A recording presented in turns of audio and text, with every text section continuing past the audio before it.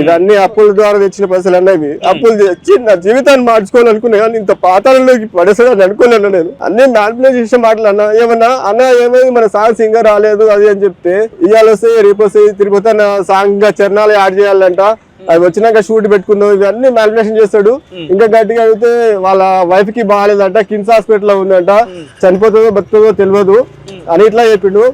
మళ్ళా మా వైఫ్ కూడా ప్రెగ్నెంట్ ఉంది, ఆమె డెలివరీ టైం ఉంది, బాబు పుట్టిడు, అవి అన్ని చెప్పిండు అన్న. అన్ని మ్యానిపులేషన్ చేసిండు నాకు.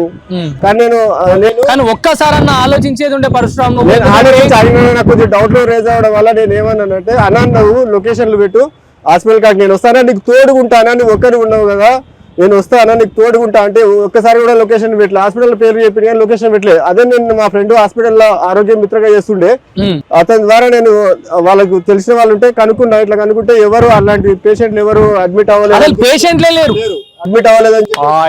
కానీ తొంత భార్యకు బాగాలేదు, బతుకుతే పిల్లగాడన్నా బతుకుతాడు, భార్య అన్న బతుకుతాడు, బూటక మాటలు మాట్లాడి